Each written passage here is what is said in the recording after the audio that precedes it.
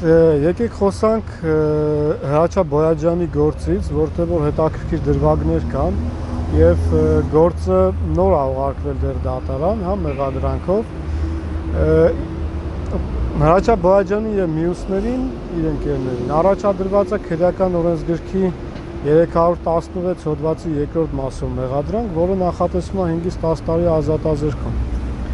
Սակայն երբ մենք նայում ենք գործի նյութերը, այնտեղ բավականին տեղեկություններ կան, որ չեն պարունակում այդ գործում։ Օրինակ տեսանյութ է կցված գործում, որը որ միայն ցուցարարների գործողություններն է, հա, տեսանյութում ներկայացված։ Սակայն այն ամբողջական տեսանյութը, որտեղ որ ֆիքսված է նաև ոստիկանության գործողությունները, այնտեղ անձինք կան քաղաքացիական հագուստով ամենայն հավանականությամբ ոստիկաններ, ովքեր որ ԱԿ 74 տեսակի զենք են կրում։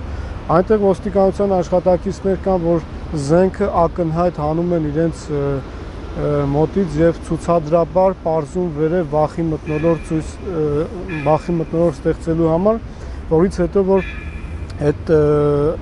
բախումը տեղի է ունենում ցուցարարների եւ ոստիկանների միջեւ։ Սակայն նախաքննություն իրականացնող մարմնի կողմից տվյալ պատճառը հետևանքային կապը որևիցե կերպ չի գնահատվել։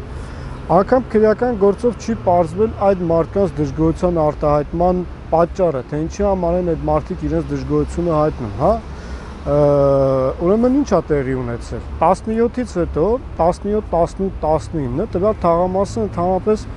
դադարեցված է եղել ջրամատակարարումը, գազամատակարարումը, էլեկտրոէներգիայի մատակարարումը։ Անգամ տրանսպորտ չի եղել, քաղաքային տրանսպորտն է դադարեցված եղել։ Տվյալ անձինք, ովքեր որ այս բան մեղադրվում են, սոցիալապես այնպես չի, որ ապահովված են։ Օրվա աշխատանքով ապրող մարդիկ են եւ սարիթաղ գնալու համար ամեն օր իրենց աշխատանքի աշխատավարձի մի մասը տաքսուն տալով տուն հասնելով եւ տանը տեսնելով, որ երբ Երևանում 35-ից 40 աստիճան ջերմաստիճան է, ոչ ջուր կա, ոչ կոմունալ որևիցե պայմաններ չկա, միանշանակա պետք է նման ինչ-որ վարքագիծ յուրաքանչյուրից մոտ դրսևորվի եւ բողոք դժգոհություն մենք արտահայտենք, կապ չունի ում։ Այդ պահին տվյալ անձիկ դուրս են եկել իրենց բնակարաններից եւ հանդիպել են ոստիկանության աշխատակիցներին, ովքեր որ իրենց ճանապարհն էին փակել եւ պահանջել են ճանապարհը բացել, պահանջել են ջրամատակարարումը համապատասխան կարգով ապահովել։ Այսինքն այդտեղ ոստիկանության աշխատակիցների լիազորությունների հետ կապված չէ խնդիրը։ Խնդիրը կենցաղային հողի վրա է, այլ ոչ թե 316-ի 2-րդ մասով։ Դեռ մի քանի տարի առաջ դեռևս Վճռաբեկ դատարանը շատ հետաքրքիր նախադեպային որոշում կայացրեց նույն հոդվածի հետ կապված, երբ անձը ցանկանում էր մուտք գործեր Գյումրիում համապատասխան անցակետը, իսկ ոստիկանության աշխատակիցը նրա կնոջ անձնագիրը երկար նայում էր, հա, եւ նա հարցնում է, թե ինչի համար է երկար նայում, ասում է կնոջը դեմքը ծանոթ է, եւ դրանից հետո տվյալ անձը բռունցքով հարվածել էր տվյալ ոստիկանի դեպքին։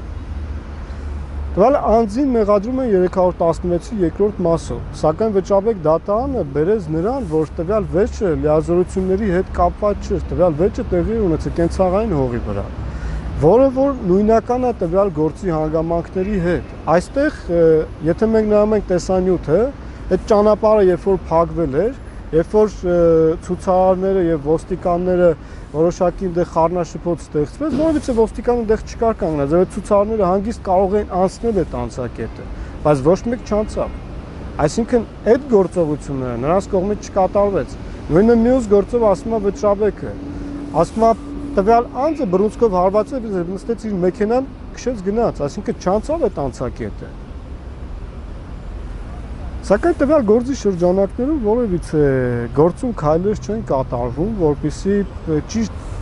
ճիշտ մեղադրանքներ առաջադրվեն, անձանց ենթարկեն պատասխանատվության իրենց գործողությունների համար։ Կոնկրետ չկա որևիցե ապացույցներ, որոնք որ կվկայեն թե Հրաչյա Բոյաջյանի, թե մնացածի, որ իրենց գործողությունների արդյունքով ինչ-որ անստուժել է։ Կան որոշակի տեսանյութներ, բայց կոնկրետ գործողությունների արդյունքում ով է տուժել, ինչ բավնական վնասվածքով չկա, խմբակային ինչ-որ մեղադրանք են առաջադրել։ Այսինքն տվյալ անձինք պատժվում են նրա համար, որ իրենց լույսը, իրենց ջուրը, իրենց գազը, իրենց տրանսպորտային միջոցը հասարակական դադարեցվել ինչ-որ անհասկանալի պատճառով, իրանք եկան իրենց դժգոհությունը հայտնեցին, ոստիկանության աշխատակիցները ցինիզմով, ակնհայտ զենքը հանելով, պարզելով, վախի մթնոլորտ ստեղծելու համար, իրենք դրանից հետո որոշակի չափով բորբոքվեցին եւ հիմա մեղադրվում են 5-ից 10 տարվա ազատազրկման մեջ, որը որ աբսուրդ է։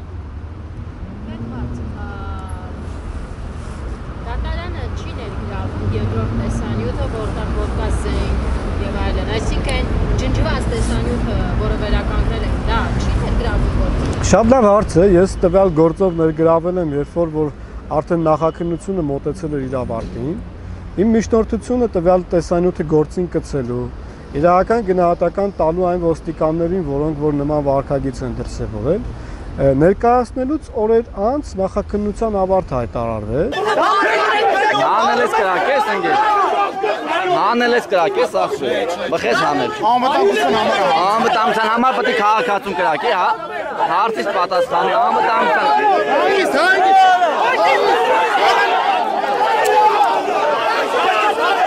Դրանից հետո իմ կողմից ներկայացված երկրորդ միջնորդությունը գործի վարույթը կարճելու կամ արարքը վերավորակելու վերաբերյալ նորից մերժվեց։ Իսկ տվյալ քրեական գործով իսպար բացակայում է տվյալ տեսանյութին իրավական գնահատական տալու հանգամանքը։ Եվ իմ կողմից ներկայացված միջնորդությունը մինչ օրս որևիցե արձագանք պատասխան չի ստացվել։ Ես ստացել եմ քրեական գործի վարույթը կարճելու կամ արարքը վերավորակելու վերաբերյալ միջնորդության վերաբերյալ պատասխան որոշում, այս տեսանյութը գործին կցելու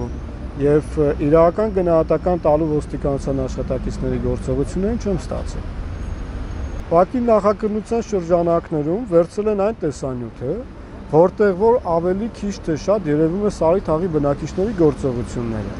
այլ ոչ թե ոստիկանների գործողությունները, որտեղ որ չի երևում այն քաղաքացիական հագուստով անձը, ով զենք է կրում եւ ակնհայտ զենքը ձեռքի մեքենայից դուրս է գալիս, հետո նստում է մեքենան։ Չի երևում